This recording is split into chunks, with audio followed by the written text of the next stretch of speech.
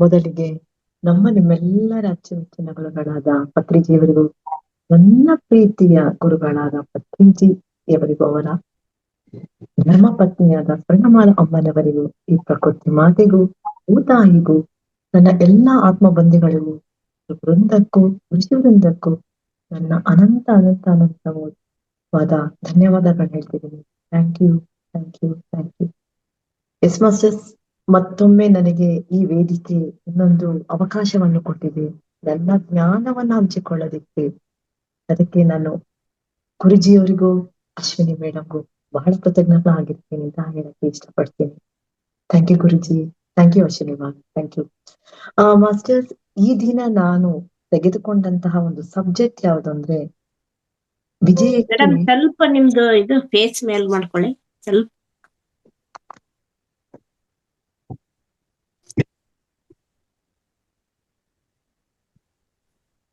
ಓಕೆನಮ್ಮ? Okay madam. ವಿಜಯಕ್ಕೆ 7 ಆಧ್ಯಾತ್ಮಿಕ ಸೂತ್ರಗಳು ಅಂತ. ಇದರಲ್ಲಿ ಬರೋ ಪಾಯಿಂಟ್ಸ್ ಎಲ್ಲ ನೋಡಿದ್ರೆ ಮಾಸ್ಟರ್ಸ್, ಆಲ್ರೆಡಿ ಪತ್ರಿಜಿಯವರು ನಮ್ಗೆಲ್ಲಾನು ಹೇಳ್ಕೊಟ್ಟಿದ್ದಾರೆ. ಈ ಒಂದು ಕ್ಲಾಸ್ ಅಲ್ಲೂ ಇದನ್ನ ಹೇಳ್ತಿರ್ತಾರೆ. ಇದು ಜಸ್ಟ್ ಒಂದು ನಾವು ಜ್ಞಾಪಿಸ್ಕೊಳ್ಳೋದು, ಪುನರಾವರ್ತನೆ ಮಾಡ್ಕೊಳ್ಳೋದು ಅಂತ ಹೇಳಕ್ ಇಷ್ಟಪಡ್ತೀನಿ.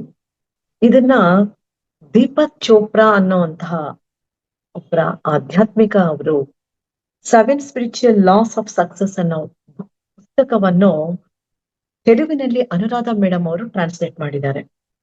ಆ ಒಂದು ಸಬ್ಜೆಕ್ಟ್ ನಾನಿವತ್ತು ನಿಮ್ಗೆ ಹೇಳ್ಬೇಕು ಅನ್ಕೊಂಡಿದ್ದೀನಿ. ಯಾವ್ದಪ್ಪ ಈ 7 ಲಾಸ್ ಆಫ್ ಸ್ಪಿರಿಚುವಲ್ ಅಂತಂದ್ರೆ, ಮೊದಲನೇದಾಗಿ ಶುದ್ಧ ಚೈತನ್ಯ ಶಕ್ತಿ, ಮೂಲ ಚೈತನ್ಯ ಶಕ್ತಿ. ಎರಡನೆಯದು ಲಾ ಗಿವಿಂಗ್ ಅಂಡ್ ರಿಸೀವಿಂಗ್, ಅಂದ್ರೆ ಕೊಟ್ಟು ತೆಗೆದುಕೊಳ್ಳುವ ನಿಯಮ, ವಿನಿಮಯ ಅಂತ ಹೇಳ್ತೀವಿ, ವಿನಿಮಯ ನಿಯಮ. ಓಕೆ. ಮೂರನೆಯದು ಕರ್ಮ ಸಿದ್ಧಾಂತ. ನಾಲ್ಕನೆಯದು ಕಡಿಮೆ ಶ್ರಮದ ಸಿದ್ಧಾಂತ. ಐದನೆಯದು ಸಂಕಲ್ಪ ಮತ್ತು ಕೋರಿಕೆಯ ಸೂತ್ರ. ಆರನೆಯದು ಯಾವುದಕ್ಕೂ ಅಂಟಿಕೊಳ್ಳದೆ ಇರುವಂತಹ ಸೂತ್ರ, ಅಂದ್ರೆ ಡಿಟ್ಯಾಚ್ಮೆಂಟ್ ಅಲ್ಲಿರೋದು ಅಂತ, ಲಾ ಆಫ್ ಡಿಟ್ಯಾಚ್ಮೆಂಟ್ ಅಂತ. ಏಳನೆಯದು ಧರ್ಮ ಅಥವಾ ಜೀವನ ಧ್ಯೇಯ. ಈ 7 ಸೂತ್ರಗಳನ್ನ ದೀಪಕ್ ಚೋಪ್ರಾ ಅವರ ಆ ಒಂದು ಪುಸ್ತಕದಲ್ಲಿ ಬಹಳ ಸುಂದರವಾಗಿ ಬ್ರೀಫ್ ಆಗಿ ವಿವರಿಸಿದ್ದಾರೆ. ಏಕೆಂದ್ರೆ ನಾವೆಲ್ಲ ಆಲ್ರೆಡಿ ಈ ಒಂದು ಆಧ್ಯಾತ್ಮಿಕ ಹಾದಿಯಲ್ಲಿರೋದ್ರಿಂದ ಇವೆಲ್ಲ ನಾವು ಪತ್ರಿಜಿಯವರ ಬಾಯಿಂದ, ಬೇರೆ ಬೇರೆಯವರ ಮಾಸ್ಟರ್ಗಳ ಬಾಯಿಂದ ನಾವು ಈ ವಿಷಯವನ್ನ ತಿಳ್ಕೊಂಡಿದ್ದೀವಿ. ಹಾಗಾಗಿ ಈಗ ನೀವು ಅನ್ಸ್ಬೋದು, ವಿಜಯಕ್ಕೆ 7 ಆಧ್ಯಾತ್ಮಿಕ ಸೂತ್ರಗಳು ಟಾಪಿಕ್ ಹೆಸರಾದ್ರೆ ಯಾವುದರ ವಿಜಯ ಅಂತ ಒಂದು ನಮಗೆ ಕನ್ಫ್ಯೂಷನ್ ಬರುತ್ತೆ. ಅಂದ್ರೆ ಕ್ಲಾರಿಟಿ ಬರ್ಬೇಕು ಅಂತಂದ್ರೆ ನಾವೇನ್ ಮಾಡ್ತೀವಿ, ನಮ್ಮ ದೃಷ್ಟಿಯನ್ನು, ಅಂದ್ರೆ ಬೇಸ್ ಆಫ್ ಅವರ್ ಥಿಂಕಿಂಗ್ ಮೇಲೆ ನಾವು ಒಂದೊಂದಕ್ಕೆ ಒಂದೊಂದು ಡೆಫಿನೇಷನ್ ಕೊಡ್ತಾ ಹೋಗ್ತೀವಿ. ಹಾಗಾದ್ರೆ ಸಕ್ಸಸ್ ಅಂದ್ರೆ ಏನು ಅಂದ್ರೆ ನಾವೇನ್ ಅನ್ಕೊಳ್ತೀವಿ,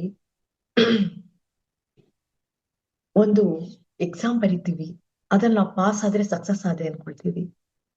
ಒಂದು ಜಾಬ್ ಮಾಡ್ತಿರ್ತೀವಿ, ಅಲ್ಲಿ ನಂಗೆ ಪ್ರಮೋಷನ್ ಬಂತು, ನನ್ನ ಟಾರ್ಗೆಟ್ ನಾನು ರೀಚ್ ಮಾಡಿದೆ ಅಂದ್ರೆ ಅಲ್ಲೊಂದು ಸಕ್ಸಸ್ ಅನ್ಕೊಳ್ತೀವಿ ಅಲ್ವಾ? ಅಥವಾ ಒಂದು ಅಥ್ಲೆಟಿಕ್ ಪ್ಲೇಯರ್ ಆಗಿದ್ರೆ, ವೇಟ್ ಲಿಫ್ಟರ್ ಆಗಿದ್ರೆ, ಜಿಮ್ನಾಶಿಯಂ ಆಗಿದ್ರೆ, ಅವರೆಲ್ಲ ಏನ್ ಅನ್ಕೊಳ್ತಾರೆ, ಅವರಲ್ಲಿ ಆ ಸಾಧನೆಯಲ್ಲಿ ಗುರಿ ಮುಟ್ಟಿ ಅವರೊಂದು ಗೋಲ್ನ ರೀಚ್ ಆದ್ರು ಅಂದ್ರೆ ಅಲ್ಲಿ ಅವ್ರಿಗೆ ಸಕ್ಸಸ್ ಬಂತು ಅಂತ ಅವ್ರು ಅನ್ಕೊಳ್ತಾರೆ ಅಲ್ವಾ? ಹಾಗಾದ್ರೆ ಇವೆಲ್ಲ ಏನಾಗುತ್ತೆ ಮಾಸ್ಟರ್ಸ್, ಇವೆಲ್ಲ ನಮ್ಮ ಭೌತಿಕ ಜೀವನದ ಸಕ್ಸಸ್ ಆಗುತ್ತೆ. ಭೌತಿಕ ಜೀವನದಲ್ಲಿ ನಾವು ಪಡೆಯುವಂತಹ ಸಕ್ಸಸ್. ಈ ಸಕ್ಸಸ್ ಏನಾಗುತ್ತೆ, ಟೆಂಪ್ರವರಿ ಮಾತ್ರನೇ, ತಾತ್ಕಾಲಿಕವಾದದ್ದು ಈ ಸಕ್ಸಸ್ ಎಲ್ಲ. ಅದ್ರ ನಿಜವಾದ ಸಕ್ಸಸ್ ಏನು?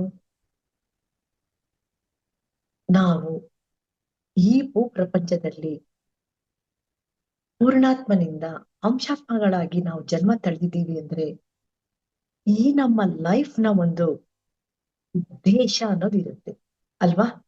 ಆತ್ಮ ಉದ್ದೇಶ ಎಲ್ಲಾ ಕ್ಲಾಸಲ್ಲೂ ಕೇಳ್ತೀರಾ, ಆತ್ಮದ ಉದ್ದೇಶ ಅಂತ. ಯಾಕಂದ್ರೆ ನಮ್ಗೆಲ್ಲ ಗೊತ್ತು, ನಾವು ಆತ್ಮಪರವಾಗಿ ಇಲ್ಲಿಗೆ ಬಂದವರು. ಆ ಆತ್ಮದ ಉದ್ದೇಶ ಏನು ಅಂತ ತಿಳ್ಕೊಂಡು ಆ ವೇನಲ್ಲಿ ನಾವು ಸಾಕ್ತಿವಲ್ವಾ, ನಮ್ಮ ಪ್ರಯತ್ನವನ್ನು ಪಟ್ಟು ಅಲ್ಲಿ ನಾವು ಸಕ್ಸಸ್ ಆಗ್ತೀವಲ್ವಾ, ಅದು ನಿಜವಾದ ಸಕ್ಸಸ್. ಅದು ಅಲ್ಟಿಮೇಟ್ ಸಕ್ಸಸ್. ಇದನ್ನೇ ರಮಣ ಮಹರ್ಷಿ ಅವರು ಹೇಳಿದ್ದು, ಫಸ್ಟ್ ನೀನ್ ಯಾರು ಅಂತ ನೀನು ಮೊದಲು ತಿಳ್ಕೋ. ಅದನ್ನ ಬಿಟ್ಟು ನಾವು ಬೇರೆ ಎಲ್ಲ ಮಾಡ್ತಿದೀವಿ ಮಾಸ್ಟರ್ಸ್. ಅಂದ್ರೆ ನಿಜವಾದ ಸಕ್ಸಸ್ ಅಂದ್ರೆ, ನಿಜವಾದ ವಿಜಯ ಅಂದ್ರೆ ನಮ್ಮ ಲೈಫಲ್ಲಿ ನಮ್ಮ ಈ ಆತ್ಮದ ಉದ್ದೇಶ ಏನು ಅಂತ ತಿಳ್ಕೊಂಡು ಆ ಪಾತ್ನಲ್ಲಿ ನಡೆದಾಗ ಏನಾಗುತ್ತೆ, ನಾವು ಮಾಡ್ಕೊಂಡ್ ಬಂದಿರೋ ಪ್ಲಾನ್, ನಮ್ಮ ಆತ್ಮದ ಉದ್ದೇಶ, ಪ್ರೆಸೆಂಟ್ ಈಗ ಏನು ನಾವು ಜೀವನ ಸಾಗಿಸ್ತಿದೀವಿ ಅವೆರಡು ಒಂದೇ ತರ ಅಲೈನ್ ಆದಾಗ ಏನಾಗುತ್ತೆ, ನಾವು ನಮ್ಮ ಗುರಿಯನ್ನ ಸುಲಭವಾಗಿ ನಾವು ರೀಚ್ ಆಗ್ತೀವಿ. ಅದು ನಿಜವಾದ ಸಕ್ಸಸ್. ಯಾವಾಗ ಈ ರೀತಿ ನಾವು ಸಕ್ಸಸ್ ಅನ್ನ ಪಡಿತೀವೋ, ನಮ್ಮ ಅಂದ್ರೆ ಜೀವನದ ಉದ್ದೇಶ, ಆತ್ಮದ ಉದ್ದೇಶ ನಮ್ಮ ಈ ಪ್ರೆಸೆಂಟ್ ಈ ಆ ಜೀವನದೊಂದಿಗೆ ಮ್ಯಾಚ್ ಆಗುತ್ತೋ ಅವೆರಡನ್ನು, ಅವಾಗ ಏನಾಗುತ್ತೆ, ಸಕ್ಸಸ್ ನ ಜೊತೆಗೆ ಪೀಸ್ ಆಫ್ ಮೈಂಡ್ ಮತ್ತೆ ಹೆಲ್ತ್ ಕೂಡ ಫಾಲೋ ಮಾಡುತ್ತೆ. ನೋಡಿದ್ರ?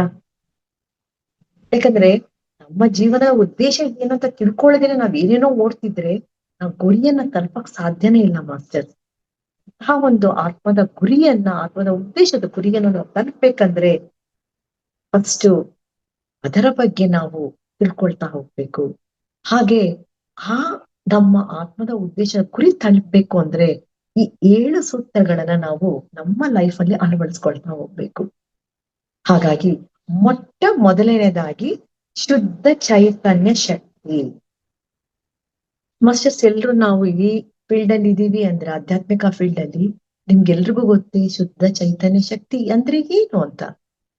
ಬೇರೆ ಏನು ಅಲ್ಲ, ನಾವೇ ಹೇಳ್ತೀವಲ್ಲ, ಕಾಸ್ಮಿಕ್ ಎನರ್ಜಿ. ಎಸ್ ಮಾಸ್ಟರ್, ನಾವು ಈ ಭೂಮಿ ಮೇಲೆ ಜೀವನ ನಡೆಸ್ತಿದೀವಿ ಅಂದ್ರೆ ಈ ಸೃಷ್ಟಿ ಕೂಡ ಸಾಗ್ತಾ ಇದೆ. ಹಾಗೇನೆ ಈ ಭೂಮಂಡಲದ ಮೇಲೆ ಪ್ರಾಣಿ ಪಕ್ಷಿಗಳು, ಗಿಡ ಮರಗಳು ಎಲ್ಲವೂ ಕೂಡ ಅವಾಗವಾಗಳ ಕಾರ್ಯಗಳನ್ನ ಕರೆಕ್ಟ್ ಆಗಿ ನಿರ್ವಹಿಸ್ತಾ ಹೋಗ್ತಾ ಇದೆ. ಹೇಗೆ ನಿರ್ವಹಿಸ್ತಾ ಹೋಗ್ತಾ ಇದೆ? ಒಂದು ಹೂವು ಮೊಗ್ಗಾಗುತ್ತೆ, ಹೂವಾಗಿ ಹರಡುತ್ತೆ, ಸುವಾಸನೆಯನ್ನು ಕೊಡುತ್ತೆ. ಹಾಗೆ ಪ್ರಾಣಿ ಪಕ್ಷಿಗಳು ಅವರವರ ಕೆಲಸವನ್ನ ಅವರವರು ಕರೆಕ್ಟ್ ಆಗಿ ಮಾಡ್ಕೊಂಡು ಹೋಗ್ತಿದ್ದಾರೆ. ಇದೆಲ್ಲದಕ್ಕೂ ಒಂದು ಕಾರಣ ಏನಪ್ಪಾ? ಅದು ಎನರ್ಜಿ. ಅದೇ ನಮ್ಮ ಈ ಸೃಷ್ಟಿಯಲ್ಲಿ ನಡೀತಿರೋದು ಪ್ರತಿಯೊಂದು ಕಾರ್ಯಗಳ ಹಿಂದೆ ಆ ಕಾಸ್ಮಿಕ್ ಎನರ್ಜಿ, ಆ ಯೂನಿವರ್ಸಲ್ ಎನರ್ಜಿನೇ ಕಾರಣ.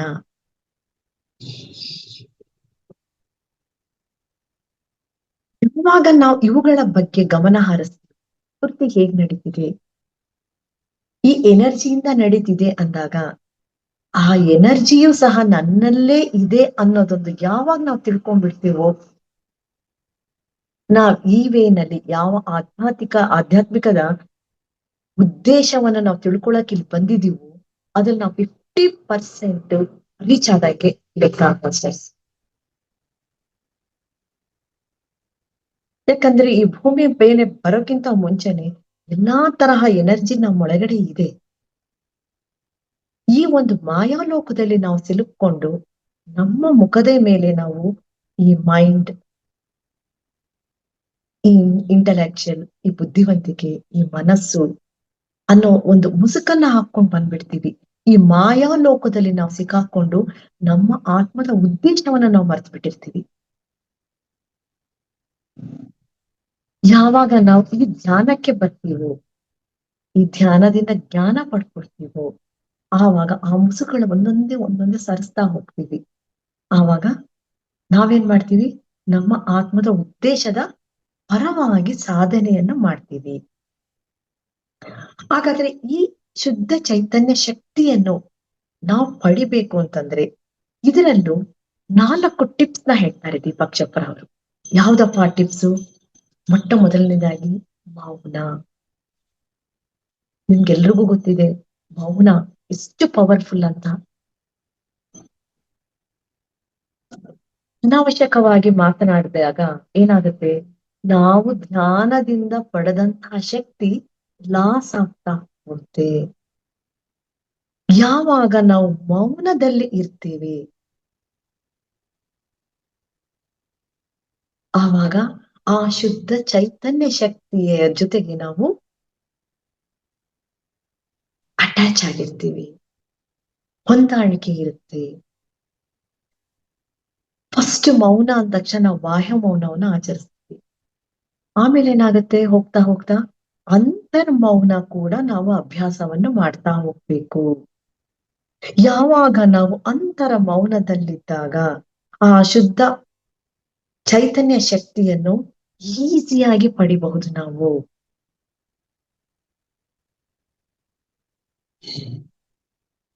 ಅವಾಗ ನಮಗೆ ಗೊತ್ತಾಗುತ್ತೆ ಇದೇ ನಮ್ಮ ನಿಜವಾದ ಸಹಜ ಸ್ಥಿತಿ.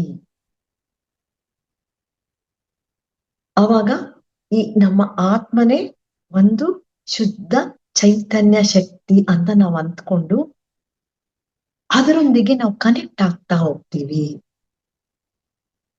ಈ ಒಂದು ಮೌನವನ್ನು ಆಚರಿಸಿದ ನಾವು ಈ ಶುದ್ಧ ಚೈತನ್ಯ ಶಕ್ತಿಯನ್ನ ಪಡಿಬಹುದಾಗಿದೆ ಮಾಸ್ಟರ್ಸ್.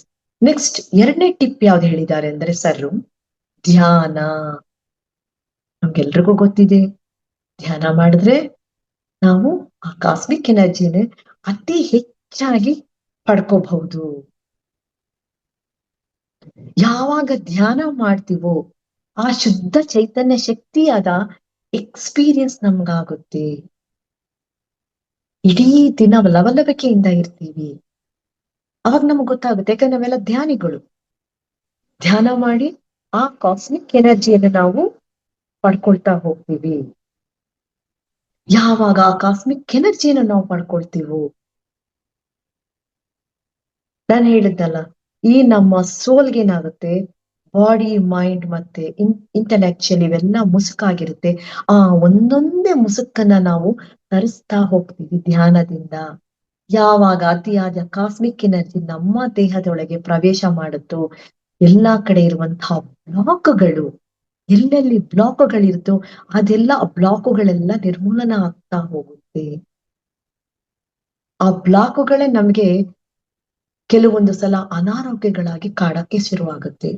ಯಾವಾಗ ಆ ಬ್ಲಾಕ್ಗಳು ರಿಮೂವ್ ಆಗುತ್ತೋ ನಾವು ಅನಾರೋಗ್ಯದಿಂದ ನಾವು ಆರೋಗ್ಯದ ಕಡೆಗೆ ಹೋಗ್ತಾ ಹೋಗ್ತೀವಿ. ನೆಕ್ಸ್ಟ್ 3ನೇ ಟಿಪ್ ಏನ್ ಹೇಳಿದ್ರು ಅಂದ್ರೆ, ಒಂದು ಮೌನ ಆಯ್ತು, 2ನೇದು ಧ್ಯಾನ ಆಯ್ತು, 3ನೇದು ಪ್ರಕೃತಿಗೆ ಕನೆಕ್ಟ್ ಆಗಿರೋದು. ಅದಕ್ಕೆ ಮಾಸ್ಟರ್ಸ್ ಪತ್ರಿಜಿಯವರು ಯಾವಾಗ್ಲೂ ಟ್ರಕ್ಕಿಂಗ್ಗೆ ಅರೇಂಜ್ ಮಾಡ್ತಿದ್ರು, ಟ್ರಕ್ಕಿಂಗ್ಗೆ ಕರ್ಕೊಂಡು ಹೋಗ್ತಿದ್ರು. ಯಾಕೆ, ನಾವು ಈ ನಡುವೆ ಈ ಪ್ರಕೃತಿಯಂಗೆ ಡಿಸ್ಕನೆಕ್ಟ್ ಆಗ್ತಾ ಹೋಗ್ತಿದೀವಿ. ನಮ್ಮದೇ ಆದ ಈ ಭೌತಿಕ ಪ್ರಪಂಚದಲ್ಲಿ ನಾವು ಮುಳುಗೋಗ್ಬಿಟ್ಟಿದೀವಿ. ಯಾವಾಗ ನಾವು ಪ್ರಕೃತಿಗೆ ಕನೆಕ್ಟ್ ಆಗಿರ್ತೀವೋ ಆಟೋಮೆಟಿಕ್ ಆಗಿ ನಾವು ಕಾಸ್ಮಿಕ್ ಎನರ್ಜಿಯಿಂದ ಹೆಚ್ಚು ಹೆಚ್ಚು ಪಡಿತಾ ಹೋಗ್ತೀವಿ. ಅಂದ್ರೆ ಕಾಸ್ಮಿಕ್ ಎನರ್ಜಿನೇ ಶುದ್ಧ ಚೈತನ್ಯ ಶಕ್ತಿ ಅಂತ ಅವ್ರ ಭಾಷೆನಲ್ಲಿ ಅವ್ರು ಹೇಳ್ತಾರೆ. ಕಾಸ್ಮಿಕ್ ಎನರ್ಜಿನೇ. ಇನ್ನೊಂದು ಮಾಸ್ಟರ್ಸ್ 4ನೇ ಟಿಪ್ ಯಾವುದು ಅಂದ್ರೆ, ಯಾರನ್ನು ನಾವು ಜಡ್ಜ್ ಮಾಡಬಾರ್ದು. ಸರ್ ಹೇಳಿದಾರಲ್ಲ, ನಾನ್ ಜಡ್ಜ್ಮೆಂಟ್. ಯಾಕೆ ಹೇಳಿದ್ರು, ನಾವ್ ಯಾವಾಗ್ಲೂ ಅವ್ರ ಬಗ್ಗೆ ಇವ್ರ ಬಗ್ಗೆ ಜಡ್ಜ್ ಮಾಡ್ತಾನೇ ಇರ್ತೀವಿ. ಅವ್ರು ಸರಿ ಇಲ್ಲ, ಇವ್ರು ಸರಿ ಇಲ್ಲ. ಅಲ್ಲ, ಅವ್ರು ಸರಿ ಇಲ್ಲ ಅಂತ ಹೇಳಕ್ಕೆ ನಾವ್ಯಾರು ಮಾಸ್ಟರ್ಸ್ ಅಲ್ವಾ? ನಮ್ಗೆ ಯಾವ ರೈಟ್ಸ್ ಇದೆ? ಅದಕ್ಕೆ ನಮ್ಮ ರಮಣ ಮಹರ್ಷಿ ಹೇಳಿದ್ದು, ಫಸ್ಟ್ ಒಂದ್ ಜಾಗದಲ್ಲಿ ಕೂತ್ಕೋ, ಮೊದಲು ನೀನ್ ಯಾರಂತ ನೀನ್ ತಿಳಿ. ಹಾಗಾಗಿ ನಾವು ಎಲ್ಲೇ ಯಾವುದೇ ಸಮಯದಲ್ಲಿ ನಾವೇನ್ ಮಾಡ್ಬೇಕು, ಜಡ್ಜ್ಮೆಂಟ್ ನ ಯಾರನ್ನು ಮಾಡಬಾರ್ದು. ನಾನೇ ಕರೆಕ್ಟು, ಅವರು ರಾಂಗು ಅನ್ನೋ ಜಡ್ಜ್ಮೆಂಟು ನಮ್ಮ ಜೊತೆಗೆ ಇದ್ದಾಗ ಏನಾಗುತ್ತೆ, ನಾವು ಆ ಶುದ್ಧ ಚೈತನ್ಯ ಶಕ್ತಿಯಿಂದ ಡಿಟ್ಯಾಚ್ಮೆಂಟ್ ಆಗ್ತಾ ಹೋಗ್ತೀವಿ. ನಾವು ಇಲ್ಲಿ ಬಂದಿರೋದು ಅದರ ಒಂದಿಗೆ ಅಟ್ಯಾಚ್ಮೆಂಟ್ ಬೆಳೆಸ್ಕೊಳಕ್ಕೆ ಹೊರತಾಗು ಡಿಟ್ಯಾಚ್ಮೆಂಟ್ ಆಗೋದಿಕ್ಕಲ್ಲ ಮಾಸ್ಟರ್ಸ್.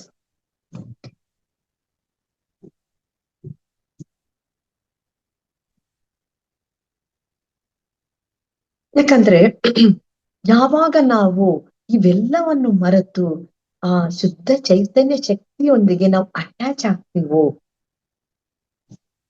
ಅವಾಗೇನಾಗುತ್ತೆ, ನಮಗ್ ಗೊತ್ತಾಗುತ್ತೆ ಹೊರಗಡೆ ಇರುವಂತಹ ಎಲ್ಲಾ ಒಂದು ಕಾಸ್ಮಿಕ್ ಎನರ್ಜಿ ಕೂಡ ನನ್ನ ಒಳಗೆ ಕೂಡ ಇದೆ.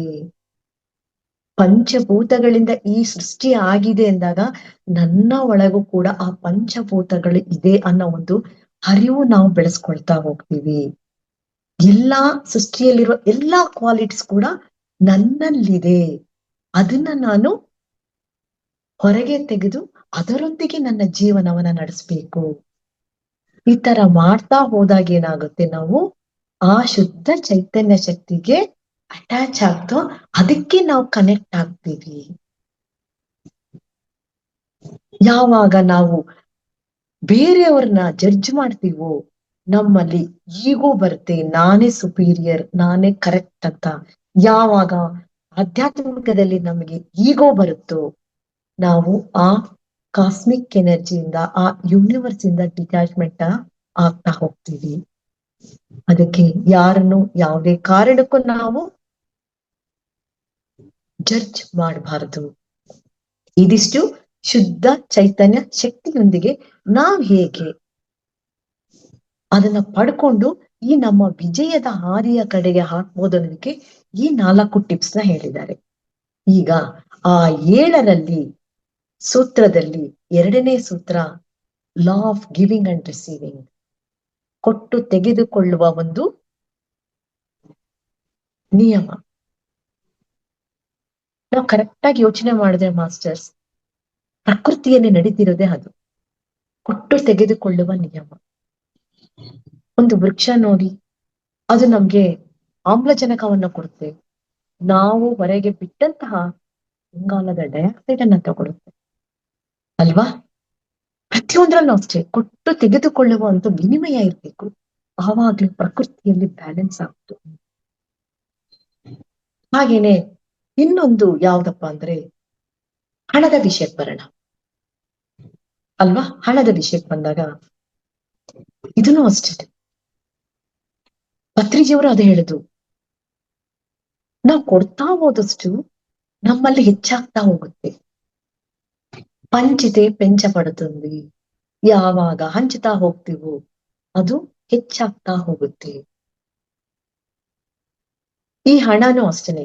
ಈ ಹಣ ಅನ್ನೋದು, ಮನಿ ಅನ್ನೋದು ಲ್ಯಾಟಿನ್ ಭಾಷೆಯಿಂದ ತೆಗೆದುಕೊಂಡಿರೋ ವರ್ಡ್. ಅದು ಮನಿ ಅಂದ್ರೆ ಆಕ್ಚುಲಿ ಫ್ಲೋ ಅಂತ ಅರ್ಥ. ಫ್ಲೋ ಅಂದ್ರೆ ಏನು? ಯಾವಾಗ ನಾವು ಕೊಡ್ತೀವೋ ಅದು ಹಾಗೆ ರಿವರ್ಸ್ ನಮಗ್ ಬರುತ್ತೆ. ಆ ಫ್ಲೋನಲ್ಲೇ ನಾವಿರ್ಬೇಕು ಮಾಸ್ಟರ್ಸ್. ಮತ್ತೆ ನಾವು ಕೊಡ್ಬೇಕಾದ್ರೆ ನಮ್ಮ ಭಾವನೆ ಹೇಗಿದೆ, ಯಾವ ಭಾವನೆಯಿಂದ ನಾವು ಕೊಡ್ತೀವಿ ಅದು ಬಹಳ ಇಂಪ್ಯಾಕ್ಟ್ ಆಗುತ್ತೆ. ನಾವು ಸಂತೋಷದಿಂದ ಕೊಡ್ತಿದೀವ ಅಥವಾ ಯಾವ್ದಾದ್ರೂ ಇಂಟೆನ್ಷನ್ ಇಂದ ನಾವು ಕೊಡ್ತಿದೀವ ಅನ್ನೋದು ಬಹಳ ಎಫೆಕ್ಟ್ ಆಗುತ್ತೆ. ಯಾವಾಗ ನಾವು ಕೊಡ್ಬೇಕಾದ್ರೆ ಅದರಿಂದ ನನಗೇನೋ ಒಂದು ಬರುತ್ತೆ ಅನ್ನೋ ಒಂದು ಉದ್ದೇಶ ಇಟ್ಕೊಂಡು ಕೊಟ್ರೆ ಖಂಡಿತವಾಗ್ಲು ಅದು ಸಮೃದ್ಧಿಯನ್ನು ತರಲ್ಲ, ಅಲ್ಲಿ ಸ್ವಾರ್ಥ ಕಾಣುತ್ತೆ ನಮಗೆ. ನಿಸ್ವಾರ್ಥವಾಗಿ ಸೇವೆಯನ್ನು ಮಾಡಬೇಕು, ನಿಸ್ವಾರ್ಥವಾಗಿ ಕೊಡಬೇಕು. ಯಾವಾಗ ನಾವು ನಿಸ್ವಾರ್ಥವಾಗಿ ಕೊಡುವಂತ ಅಭ್ಯಾಸ ಮಾಡ್ಕೊಡ್ತೀವೋ ಅದು ಆಟೋಮೆಟಿಕ್ ಆಗಿ ನಮ್ಗೆ ಯೂನಿವರ್ಸು ಸಮೃದ್ಧಿಯನ್ನು ತಂದು ಕೊಡುತ್ತೆ. ಇದು 2ನೇ ನಿಯಮ ಮಾಸ್ಟರ್ಸ್. 3ನೆಯ ನಿಯಮ ಕರ್ಮ ಸಿದ್ಧಾಂತ, law of cause and effect ಅಂತ ಹೇಳ್ತಾರೆ. ನಿಮ್ಗೆಲ್ರಿಗೂ ಗೊತ್ತಿದೆ ಕರ್ಮ ಸಿದ್ಧಾಂತ, ಎಲ್ಲಾ ಕ್ಲಾಸಲ್ಲೂ ಕೇಳಿದಿರಿ. ನಾವು ಈ ಜೀವನವನ್ನು ಈ ಕರ್ಮ ಸಿದ್ಧಾಂತದ ಬೇಸ್ ಮೇಲೆ ನಾವು ಪಡ್ಕೊಂಡು ಇಲ್ಲಿಗೆ ಬಂದಿರೋದು. ಇದರಲ್ಲಿ 3 ರೀತಿ ಇದೆ. ನಿಮಗೂ ಗೊತ್ತಿದೆ, ಸಂಚಿತ ಕರ್ಮ, ಪ್ರಾರಬ್ಧ ಕರ್ಮ, ಆಗಾಮಿ ಕರ್ಮ. ಸಂಚಿತ ಕರ್ಮ, ಹಿಂದಿನ ಜನ್ಮದಲ್ಲಿ ನಾವೇನ್ ಮಾಡಿದೀವಿ ಅದು ಉಳಿಸ್ಕೊಂಡಿರ್ತೀವಲ್ಲ, ಬ್ಯಾಲೆನ್ಸ್. ಸಂಚಿ ಅಂದ್ರೆ ತೆಲುಗಿನಲ್ಲಿ ಮೂಟೆ ಅಂತ ಅರ್ಥ. ಆ ಮೂಟೆಯನ್ನ ತಗೊಂಡು ಈ ಜನ್ಮಕ್ಕೆ ನಾವು ಬಂದಿರ್ತೀವಿ. ಹೇಗೆ ತಗೊಂಡ್ಬರ್ತೀವಿ ಅಂದ್ರೆ, ಯಾವಾಗ ನಮ್ಮ ಆತ್ಮದ ಒಂದು ಸ್ಥಿತಿಯನ್ನು ಆಧಾರದ ಮೇಲೆ ನಾವು ಆ ಮೂಟೆಯನ್ನ ಹೊತ್ಕೊಂಡ್ ಬರ್ತೀವಿ. ಯಾವಾಗ ನಮ್ಮ ಆತ್ಮ ಬಹಳ ಸ್ಟ್ರಾಂಗ್ ಆಗಿರುತ್ತೋ ಎಲ್ಲಾ ಮೂಟೆನ ಒಟ್ಟಿಗೆ ತಗೊಂಡ್ಬಂದ್ಬಿಡ್ತೀವಿ. ಯಾವಾಗ ನಮ್ಮ ಆತ್ಮದ ಸ್ಥಿತಿ ಸ್ವಲ್ಪ ಡೌನ್ ಆಗಿರುತ್ತೋ ಅವಾಗ ಏನಾಗುತ್ತೆ, ಸ್ವಲ್ಪ ಸ್ವಲ್ಪನೇ ತಗೊಂಬಂದು ಈ ಪ್ರಾರಬ್ಧ ಅಂದ್ರೆ ಈ ಪ್ರೆಸೆಂಟ್ ನಾವೇನು ಇದೀವಿ ಈ ಭೂಮಿ ಮೇಲೆ ಅದರ ಜೊತೆಗೆ ತಗೊಂಬಂದು ನಾವೇನ್ ಮಾಡ್ತೀವಿ, ಅದನ್ನ ನಾವು ಕಾರ್ಯಗತ ಕಳ್ಸಕ್ಕೆ, ಅದನ್ನ ನಾವು ಮುಗ್ಸಕ್ಕೆ ಈ ಪ್ರಾರಬ್ಧ ಕರ್ಮದಲ್ಲಿ ಇರ್ತೀವಿ. ಸಂಚಿತ ಹಿಂದಿನ ಜನ್ಮದ್ದು, ಪ್ರಾರಬ್ಧ ಈ ಜನ್ಮದ್ದು, ಓ ಜನ್ಮ ತಗೊಂಬಂದಿರೋದನ್ನ ಈ ಜನ್ಮದಲ್ಲಿ ನಾವು ಅದರ ಪರವಾಗಿ ಕೆಲಸಗಳನ್ನ ಮಾಡ್ತಾ ಮಾಡ್ತಾ, ಆಗಾಮಿ ಕರ್ಮ ಅಂದ್ರೆ ಏನು, ಈ ಸಂಚಿತ ಈ ಪ್ರಾರಬ್ಧ ಕರ್ಮದಲ್ಲಿ ನಮಗ ಗೊತ್ತಿದ್ದು ಗೊತ್ತಿಲ್ಲದೆಯೋ ಕೆಲವೊಂದು ನಾವು ಬೇಡವಾದ ಕರ್ಮಗಳನ್ನು ಸಹ ಆ ಸಂಚಿತ ಕರ್ಮ ಜೊತೆಗೆ ಆಡ್ ಮಾಡ್ತಾ ಹೋಗ್ತೀವಿ. ನಮಗ್ ಗೊತ್ತಿರಲ್ಲ, ತಪ್ಪುಗಳನ್ನ ಮಾಡ್ಬಿಡ್ತೀವಿ ನಾವು. ಅವಾಗ ಏನಾಗುತ್ತೆ, ಅದ್ರ ಜೊತೆಗೆ ಇದನ್ನು ಬೋನಸ್ ಪಾಯಿಂಟ್ ತರ ನಮ್ಮ ಕರ್ಮಕ್ಕೆ ಆಡ್ ಆಗುತ್ತೆ. ಅದು ಆಗಾಮಿ ಕರ್ಮ.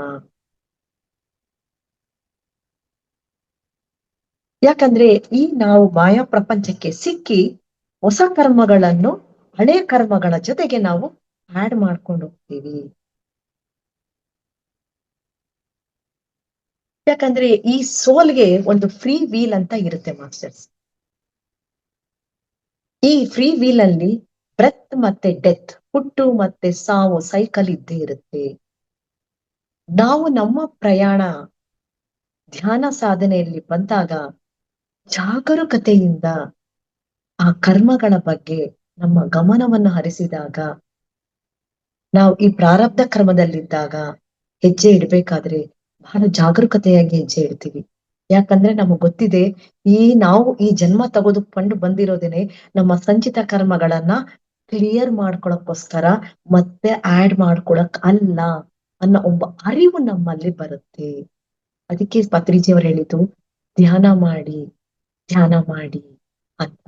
ಹಾಗಾದ್ರೆ ಈ ಕರ್ಮಗಳನ್ನ ಹೇಗೆ ಕಳ್ಕೊಳ್ತೀವಿ ಅಂತಂದ್ರೆ, ಇಲ್ಲೂ ಅಷ್ಟೇ ಮಾಸ್ಟರ್ಸ್, ಕೆಲವು ವರ್ಗದ ಜನರು ಏನ್ ಮಾಡ್ತಾರೆ, ಆಲ್ರೆಡಿ ಹೇಗಿದ್ರು ಕರ್ಮಗಳನ್ನ ನಾನು ತಗೊಂಡ್ಬಂದ್ಬಿಟ್ಟಿದೀನಿ, ಅದು ಕಷ್ಟನ ಸುಖನೋ ಪೇನ್ಫುಲ್ಲು ವಿತೌಟ್ ಫೇನೋ ಇದನ್ನ ನಾನು ಈ ಜನ್ಮದಲ್ಲೇ ಕ್ಲಿಯರ್ ಮಾಡ್ಕೊಂಡ್ಬಿಡ್ತೀನಿ ಅಂತ ಅಂದ್ಬಿಟ್ಟು ಬಹಳ ಕಷ್ಟಪಟ್ಟಾದ್ರೂ ಅದನ್ನ ಹಳೇದನ್ನ ಸಂಚಿತ ಕರ್ಮನ ಕ್ಲಿಯರ್ ಮಾಡ್ಕೊಳಕ್ಕೆ ಟ್ರೈ ಮಾಡ್ತಾರೆ. ಇದು ಒಂದು ಪಂಗಡದವರು. ಇನ್ನೊಂದು ಪಂಗಡದವ್ರು ಏನಾಗ್ತಾರೆ, ಈ ಕರ್ಮಗಳು ಬಂದಿದೆ ಅಂದ್ರೆ ಇದರಿಂದ ನಾನೇನು ಕಲಿಬೇಕಾಗಿದೆ, ಅದನ್ನ ಕಲಿತು ಬಿಟ್ಟು ನಾನು ಮುಂದಕ್ಕೆ ಹೋಗ್ಬಹುದು. ಅಂದ್ರೆ ಪ್ರಮೋಷನ್. ಈಗ ನಾವು 5ನೇ ಕ್ಲಾಸಲ್ಲಿ ಓದ್ತಿದೀವಿ ಅಂದ್ರೆ ಅಲ್ಲಿ ಪಾಠಗಳನ್ನೆಲ್ಲ ನಾವು ಕರೆಕ್ಟ್ ಆಗಿ ಓದಿ ಪರೀಕ್ಷೆಯಲ್ಲಿ ಕರೆಕ್ಟ್ ಆಗಿ ಬರೆದು ಒಳ್ಳೆ ಮಾರ್ಕ್ಸ್ ತಗೊಂಡ್ರೆ ನಾವು 5ರಿಂದ 6ನೇ ಕ್ಲಾಸ್ಗೆ ಪ್ರಮೋಟ್ ಆಗ್ತೇವೆ, ವರ್ಗಾವಣೆ ಪ್ರಮೋಟ್ ಆಗ್ತೀವಿ, ಕೆಳಗಡೆ ಆಗ್ತೀವಿ ಅಲ್ವಾ. ಅವಾಗೇನಾಗತ್ತೆ, ಅಲ್ಲಿ ನಾವು ಕಲಿತಂತಹ ಪಾಠಗಳಲ್ಲಿ ನಮಗೆ ಕಷ್ಟಕರವಾದ ಪಾಠಗಳಿದ್ದಾಗನ ಅದನ್ನ ನಾವು ಇಷ್ಟಕರವಾಗಿ ಬದಲಾವಣೆ ಮಾಡಿಕೊಂಡು, ಅಲ್ಲಿ ನಾನು ಆ ಪಾಠದಿಂದ ಏನು ಪಾಸಿಟಿವ್ ಥಿಂಗ್ ನನ್ನ ಲೈಫ್ ಅಲ್ಲಿ ನಾನು ಅಳವಡಿಸ್ಕೋಬಹುದು, ಒಂದು ಪರಿಜ್ಞಾನವನ್ನು ಪಡ್ಕೊಂಡು ಆ ಸಂಚಿತ ಕರ್ಮಗಳನ್ನ ನಾವು ಕ್ಲಿಯರ್ ಮಾಡ್ತಾ ಹೋಗೋದು. ಇದೊಂದೇನಾಗುತ್ತೆ, ಇದು 2ನೇ ವರ್ಗದವರು ಮಾಡ್ತಾರೆ. ಅಂದ್ರೆ ಬಂದಿರೋದನ್ನ ಸಂತೋಷವಾಗಿ, ಇದು ನಾನೇ ತಂದ್ಕೊಂಡಿದ್ದು, ಇದಕ್ಕೆ ನಾನೇ ಕಾರಣ, ಇದು ನಾನು ಸಂತೋಷವಾಗಿ ಪಾಸಿಟಿವ್ ಏನಲ್ಲಿ ನಾವು ಥಿಂಕ್ ಮಾಡಿ ಅದನ್ನ ಕ್ಲಿಯರ್ ಮಾಡ್ತಾ ಹೋಗ್ತೀವಿ. ಇದು 2ನೇ ವರ್ಗದ ಜನರು ಮಾಡುವಂಥದ್ದು. ಓಕೆನಾ. ನೆಕ್ಸ್ಟ್ ಇದರಲ್ಲಿ 3ನೇದೇನಂದ್ರೆ ಧ್ಯಾನ. ಶ್ರೀ ಕೃಷ್ಣ ಭಗವಾನ್ ಅವರು ತಮ್ಮ ಭಗವದ್ಗೀತೆಯನ್ನು ಸಹ ಅದೇ ಹೇಳಿದರೆ, ಧ್ಯಾನಾದಿ ದಗ್ಧ ಕರ್ಮ. ಧ್ಯಾನದಿಂದ ಜ್ಞಾನ ಪಡ್ಕೊಡ್ತೀವಿ.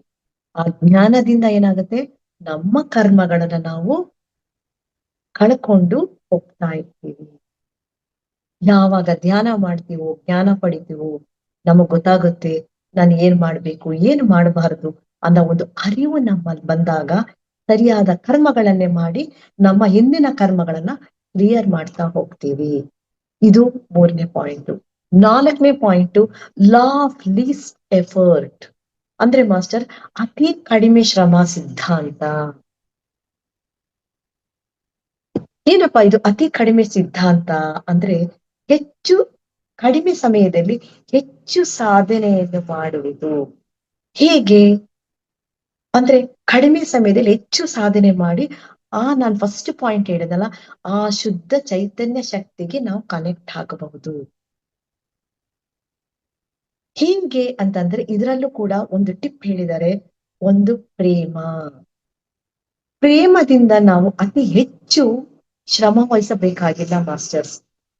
ಪ್ರೇಮ ಭಾವನೆ ನಮ್ಮಲ್ಲಿತ್ತು ಅಂದ್ರೆ, ಆ ಪ್ರೇಮ ಭಾವನೆ ಇದ್ದಾಗ ಶ್ರಮ ಕಡಿಮೆ ವಹಿಸ್ತೀವಿ, ಅತಿ ಹೆಚ್ಚು ಸಾಧನೆಯನ್ನು ಮಾಡಿ ಆ ಶುದ್ಧ ಚೈತನ್ಯ ಶಕ್ತಿಗೆ ನಾವು ಕನೆಕ್ಟ್ ಆಗ್ತೀವಿ. ಫಾರ್ ಎಕ್ಸಾಂಪಲ್, ಈಗ ಮನೆಯಲ್ಲಿ ಒಂದು ಮಗು ಇದೆ ಅಂದ್ರೆ, ನಾವು ಆ ಮಗುನ ಎತ್ತಿ ಆಡಿಸಿ ನಮ್ಗೆ ಎಷ್ಟೇ ಕಷ್ಟ ಆದ್ರೆ ನಮ್ಗೆ ಕಷ್ಟ ಅನ್ಸಲ್ಲ. ಯಾಕೆ ಹೇಳಿ?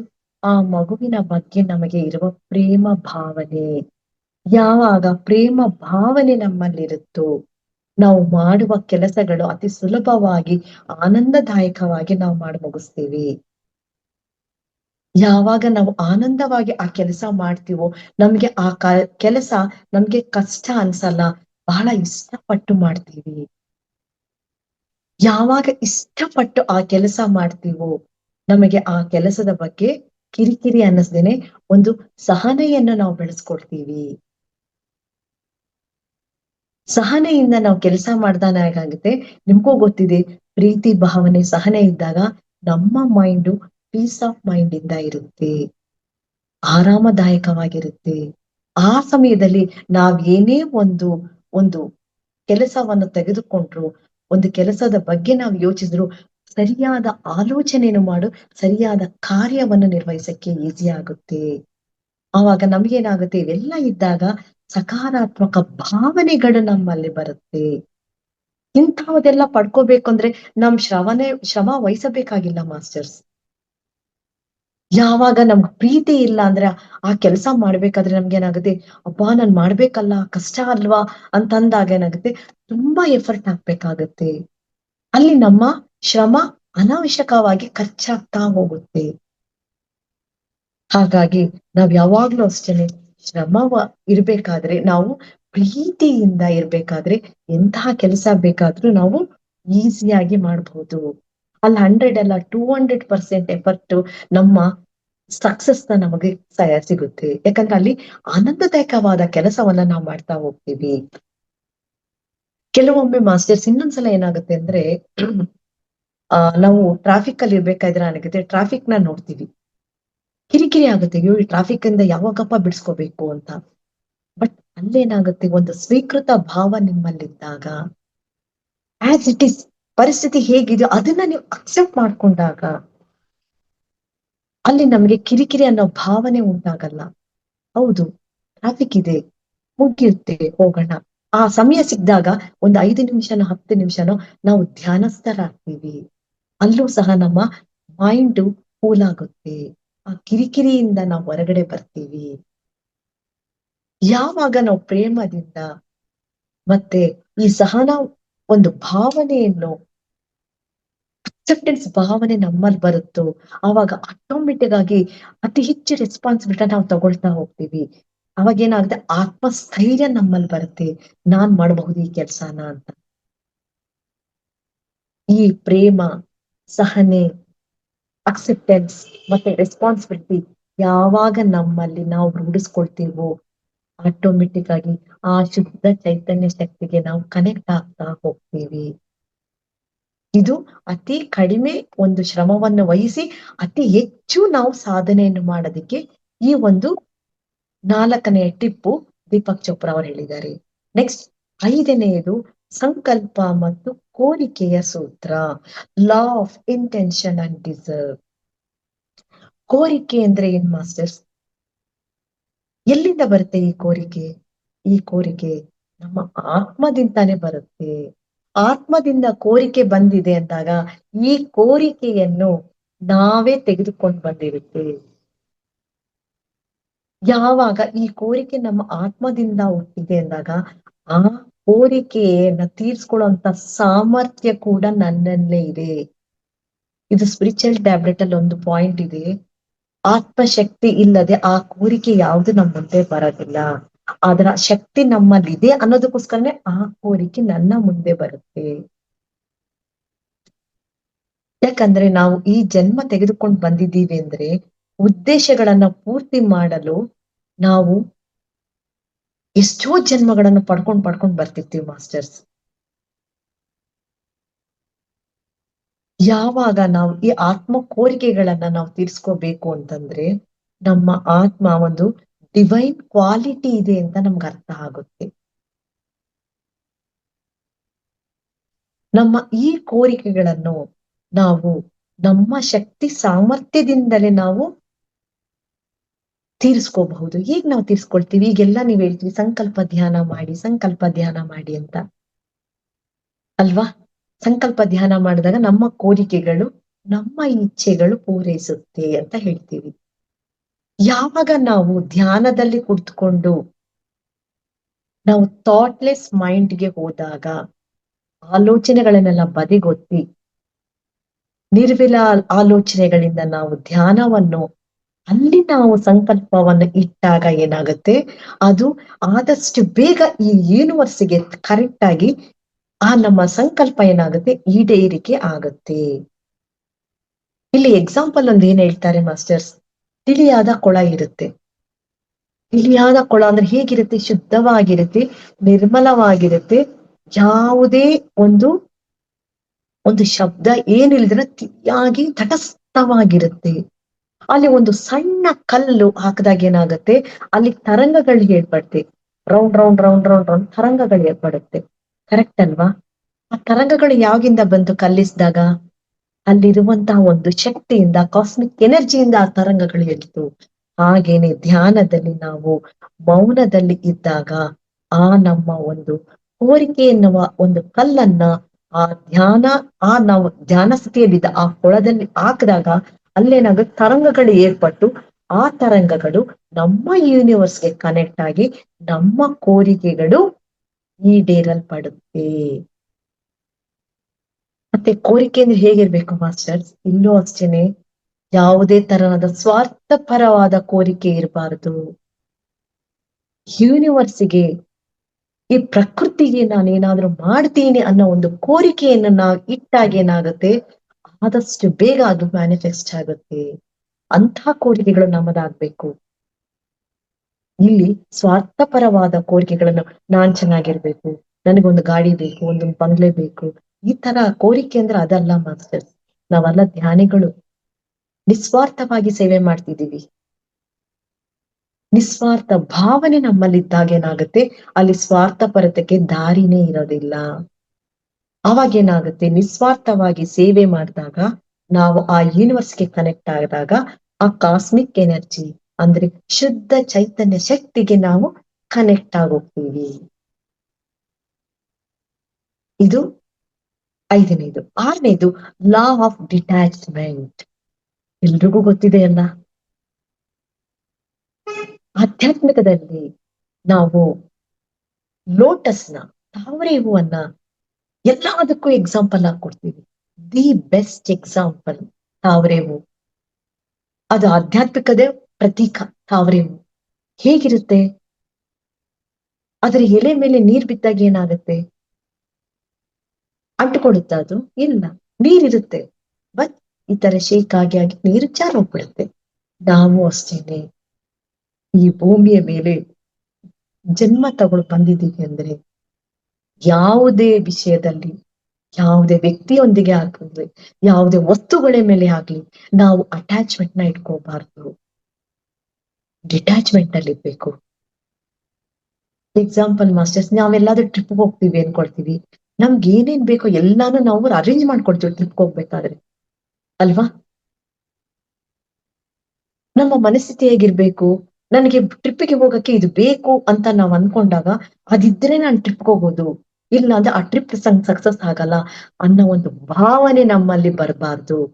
ಅದು ಇದ್ದರೂ ಇಲ್ಲದಿದ್ದರೂ ನಾನು ಆ ಟ್ರಿಪ್ ನ ಸಕ್ಸಸ್ ಮಾಡಬಲ್ಲೆ ಅನ್ನೋ ಒಂದು ಡಿಟ್ಯಾಚ್ಮೆಂಟ್ ಭಾವನೆಯನ್ನು ನಾವು ಬಳಸ್ಕೋಬೇಕು. ಅದನ್ನ ನಮ್ಮಲ್ಲಿ ನಾವು ಬೆಳೆಸ್ಕೊಳ್ತಾ ಹೋಗ್ಬೇಕು. ಯಾಕಂದ್ರೆ ಯಾವಾಗ ನಾವು ಅಟ್ಯಾಚ್ಮೆಂಟ್ ಅಲ್ಲಿ ಇರ್ತೀವೋ ಅದಿದ್ರೇನೆ ನನಗಾಗುತ್ತೆ, ಅದಿಲ್ಲಾಂದ್ರೆ ನಡೆಯುತ್ತೆ ಅಲ್ಲಿ ನಾವು ಅಟ್ಯಾಚ್ಮೆಂಟ್ ಬೆಳೆಸ್ಕೊಳ್ತೀವೋ ಆಟೋಮೆಟಿಕ್ ಆಗಿ ನಾವು ಯೂನಿವರ್ಸ್ ಇಂದ, ಆ ಶುದ್ಧ ಚೈತನ್ಯದಿಂದ ನಾವು, ಶಕ್ತಿಯಿಂದ ನಾವು ನಾವು ಡಿಸ್ಕನೆಕ್ಟ್ ಆಗ್ತಾ ಹೋಗ್ತೀವಿ. ಯಾವಾಗ ನಾವು ಡಿಸ್ಕನೆಕ್ಟ್ ಆಗ್ತೀವೋ ಮತ್ತೆ ಈ ಭೌತಿಕ ಪ್ರಪಂಚದಲ್ಲಿ, ಈ ಮಾಯಾ ಪ್ರಪಂಚದಲ್ಲಿ ಸಿಕ್ಕಾಕೊಳ್ತೀವಿ.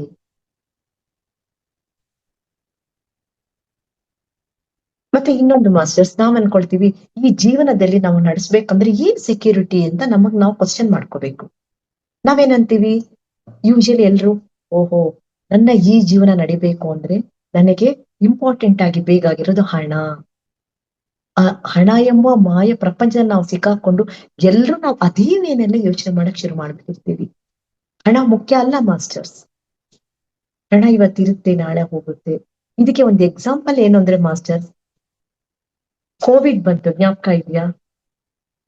ಎಷ್ಟು ಜನ ಜೀವ ತ್ಯಾಗ ಮಾಡಿದ್ರು ಕೋವಿಡ್ ಅಲ್ಲಿ. ಆ ಹಣ ಅವನ್ನೆಲ್ಲ ಬದುಕಿಸುತ್ತಾ? ಖಂಡಿತ ಇಲ್ಲ. ಅದೇ ನಾವು ಧ್ಯಾನದಲ್ಲಿ ನಮ್ಮ ಆತ್ಮ ಸ್ಥೈರ್ಯವನ್ನ ನಾವು ಬೆಳೆಸ್ಕೊಳ್ತಾ ಹೋದಾಗ ಅದು ನಿಜವಾದ ನಮ್ಮ ಸೆಕ್ಯೂರಿಟಿ ಅಂತ ನಮಗ್ ಗೊತ್ತಾಗುತ್ತೆ. ಅದನ್ನ ನಾವು ಬೆಳೆಸ್ಕೊಳ್ಳೋ ಪ್ರಯತ್ನದಲ್ಲಿ ನಾವಿರ್ಬೇಕು. ಅದು ನಾವು ಬೆಳೆಸ್ಕೋಬೇಕು ಅಂದ್ರೇನು, ಎಲ್ಲದರಿಂದ ನಾವು ಅಂಟಿಯು ಅಂಟದಂತೆ ಇರಬೇಕು. ಹಾಗಂತ ಅಂದ್ಬಿಟ್ಟು ಬಿಟ್ಟೋಗಿ ಇದು ಸಂಸಾರನ ಅಂತ ಅಲ್ಲ, ಇರ್ಬೇಕು. ಗಂಡ ಇದ್ರೇನೆ ಜೀವನ, ಅವ್ರಿಲ್ಲಾಂದ್ರೆ ನನ್ ಜೀವನನೇ ಇಲ್ಲ ಅಂತ ಯಾವುದೇ ಒಂದಕ್ಕೆ ಸ್ಟಿಕ್ ಆನ್ ಆಗಿರ್ಬಾರ್ದು, ಅಂಡ್ಕೊಳ್ತಾ ಹೋಗ್ಬಾರ್ದು. ಡಿಟ್ಯಾಚ್ಮೆಂಟ್ ಅಲ್ಲಿ ನಾಡ್ಬೇಕು.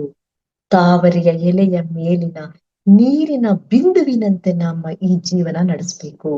ಅವಾಗೇನಾಗುತ್ತೆ, ನಾವು ಆ ಯೂನಿವರ್ಸ್ಗೆ ಕನೆಕ್ಟ್ ಆಗ್ತೀವಿ, ಶುದ್ಧ ಚೈತನ್ಯ ಶಕ್ತಿಯೊಂದಿಗೆ ಕನೆಕ್ಟ್ ಆಗಿ ನಮ್ಮ ಜೀವನ ಅಲೈನ್ ಆಗುತ್ತೆ.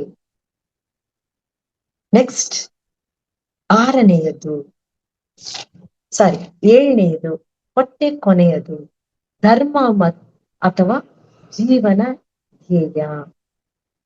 ಚತುರ್ವಿಧ ಪುರುಷಾರ್ಥಗಳು ಧರ್ಮಾರ್ಥ ಕಾಮ ಮೋಕ್ಷ ಅಂತ ಹೇಳ್ತೀವಿ. ಧರ್ಮ ಅಂದ್ರೆ ಏನ್ ಮಾಸ್ಟರ್ಸ್?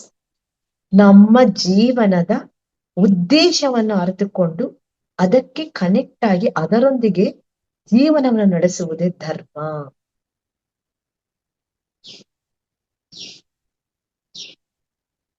ಅದರಲ್ಲಿ ಮುಖ್ಯವಾದುದು ಸ್ವಧರ್ಮ. ನಮ್ಮ ಜೀವನದ ಧ್ಯೇಯವನ್ನು ಅರಿತು ಅದನ್ನ ಫುಲ್ಫಿಲ್ ಮಾಡ್ಕೊಳ್ಳಕ್ಕೆ ನಿಜವಾದ ಧರ್ಮದ ಅರ್ಥ ಇದು. ಯಾಕಂದ್ರೆ ಈ ಭೂಮಿಯ ಮೇಲೆ ನಾವು ಹುಟ್ಟಿದ್ದೀವಿ ಅಂದ್ರೆ ನಮ್ಮ ಜೀವನದ ಉದ್ದೇಶವನ್ನ ನಾವು ಅರ್ಥ ಮಾಡ್ಕೋಬೇಕು. ಅದರ ಪರವಾಗಿ ನಾವು ನಡೆದದ್ದೇ ಆದರೆ ಅದು ನಮ್ಮ ಸ್ವಧರ್ಮ ಆಗುತ್ತೆ. ಯಾವಾಗ ನಾವು ಧ್ಯಾನ ಮಾಡ್ತೀವೋ, ಯಾವಾಗ ಧ್ಯಾನದಿಂದ ಜ್ಞಾನವನ್ನು ಪಡ್ಕೊಳ್ತೀವೋ, ಆವಾಗ ನಮ್ಮ ಜೀವನದ ಉದ್ದೇಶ ಏನು ಅಂತ ನಮಗೆ ತಿಳಿಯುತ್ತೆ. ನೀನು ಯಾರು, ನಿನ್ನ ಉದ್ದೇಶವೇನು ಎನ್ನು ತಿಳಿಯಲು ನಾವು ಧ್ಯಾನ ಮಾಡ್ಬೇಕು ಅಂತ. ಅದಕ್ಕೆ ಪತ್ರಿಜಿಯವರು ಅಷ್ಟು ಸಲ ಹೇಳಿದ್ದು, ಧ್ಯಾನ ಮಾಡಿ ಧ್ಯಾನ ಮಾಡಿ.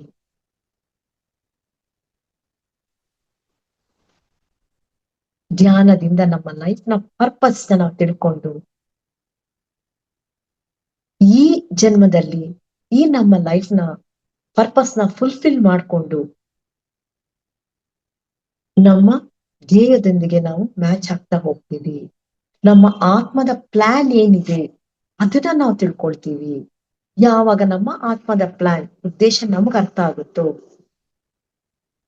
ನಾವು ಅದರಲ್ಲಿ ಹೋದಾಗ, ಆ ಫುಲ್ಫಿಲ್ಮೆಂಟ್ ನಮಗ್ ಬಂದಾಗ, ಇಲ್ಲೂ ಅಷ್ಟೇ ನಮ್ಮ ಆತ್ಮ ಪ್ರಮೋಟ್ ಆಗುತ್ತೆ, ತೇರ್ಗಡೆ ಹೊಂದುತ್ತೆ.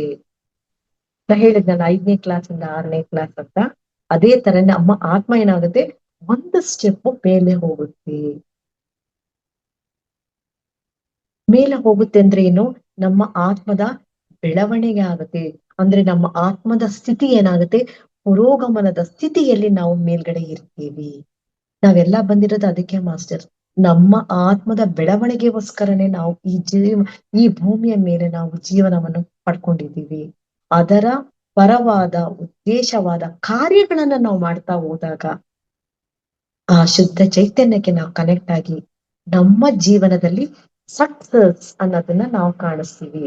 ಯಾವಾಗ ಆತ್ಮದ ಉದ್ದೇಶ ಪರವಾಗಿ ನಾವು ಈ ಎಲ್ಲಾ 6 ಪಾಯಿಂಟ್ಗಳನ್ನು ನಮ್ಮ ನಿತ್ಯ ಜೀವನದಲ್ಲಿ ನಾವು ಅಳವಡಿಸ್ಕೊಳ್ತಾ ಹೋಗ್ತೀವೋ, ನಮಗೆ ಈ ವಿಜಯ ಆತ್ಮದ ವಿಜಯ. ಇದು ಭೌತಿಕ ವಿಜಯ ಅಲ್ಲ ಮಾಸ್ಟರ್ಸ್, ಇದು ಈ ಆತ್ಮದ ವಿಜಯದೊಂದಿಗೆ ನಾವು ಬಹಳ ವಿಜೃಂಭಣೆಯಾಗಿ ಈ ವಿಜಯವನ್ನು ನಾವು ಆಚರಣೆ ಮಾಡ್ಕೋಬಹುದು. ಪ್ರಕೃತಿಯಲ್ಲಿ ಯಾವಾಗ ಕನೆಕ್ಟ್ ಆಗಿರ್ಬೇಕು, ಧ್ಯಾನದಲ್ಲಿರ್ಬೇಕು, ಮೌನವನ್ನು ಆಚರಿಸಬೇಕು, ಡಿಟ್ಯಾಚ್ಮೆಂಟ್ ಅಲ್ಲಿರ್ಬೇಕು, ನಿಸ್ವಾರ್ಥವಾದ ಕೆಲಸಗಳನ್ನ ಮಾಡಬೇಕು, ಜೀವನದ ಧ್ಯೇಯವನ್ನು ತಿಳ್ಕೊಂಡು ಇರ್ಬೇಕು. ಇವೆಲ್ಲವನ್ನು ಅಳವಡಿಸ್ಕೊಳ್ತಾ ಹೋದಾಗ